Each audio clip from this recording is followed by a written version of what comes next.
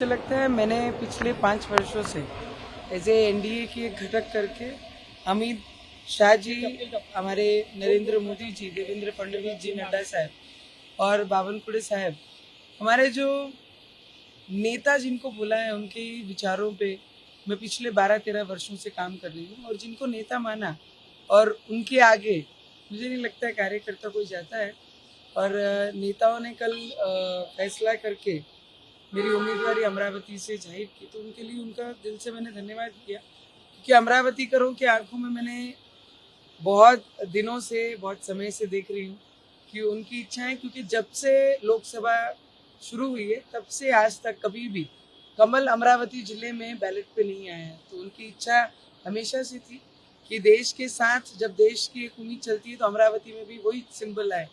मुझे लगता है अमरावतीकरों की तरफ से मैंने मोदी जी का कल बहुत बहुत धन्यवाद किया।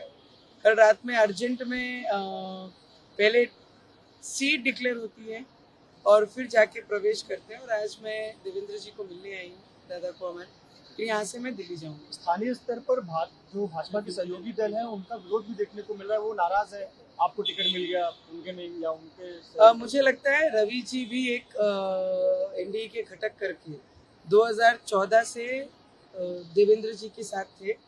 ऑपोजिशन में जब आई सरकार तब भी रवि जी देवेंद्र फडणवीस जी के साथ थे। तो हम ऐसे घटक हैं कि समय आया तो साथ रहो और समय खराब है तो छोड़ दो, ऐसे घटकों में से हम नहीं हैं।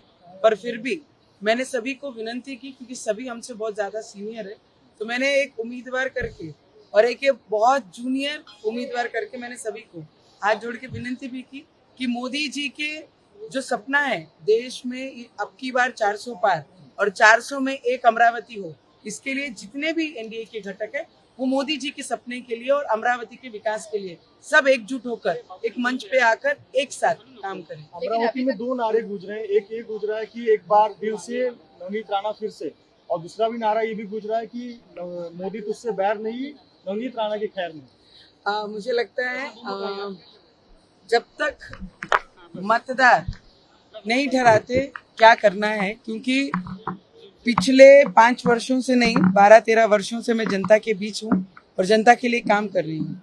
तो मुझे लगता है एक बहू के नाते भी और उस क्षेत्र में कंटिन्यू लोगों के बीच लोगों की सेवा करते हुए लोगों ने खुद मुझे आशीर्वाद दिया। जब 2019 में एक सुनामी चल रही थी, उसके बीच मुझे आशीर्वाद दिया गया अमरावती में, और आज एक सिंबल के साथ अमरावती में उतरूंगी। तो मुझे लगता है ये मैं अमरावतीकरों की ही इच्छा थी जो मेरे रूप में अमरावती में आई है।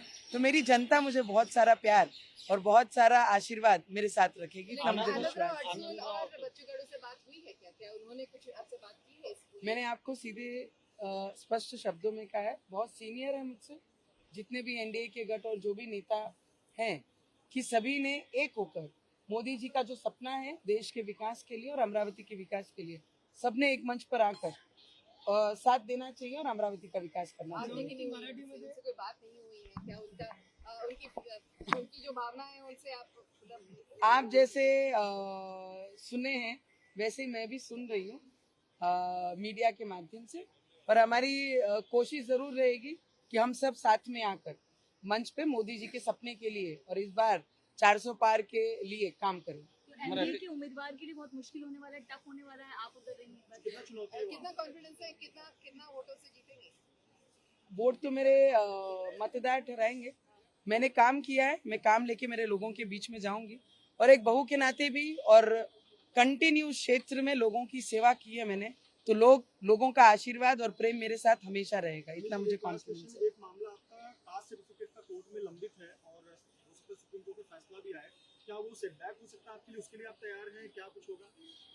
देखिए, नारी के साथ संघर्ष है, ये हमने जन्म से पहले ही हम संघर्ष लेके आते हैं, और वो संघर्ष में करते करते 12-13 वर्ष इस क्षेत्र में मैंने पूरा किया है, और आगे भी संघर्ष की हमेशा तैयारी रखती हूँ। आखिरी सांस तक नारी को संघर्ष रहता है और संघर्ष हमेशा के लिए तैयार रहती हूँ और उसको सामना करते रहती हूँ।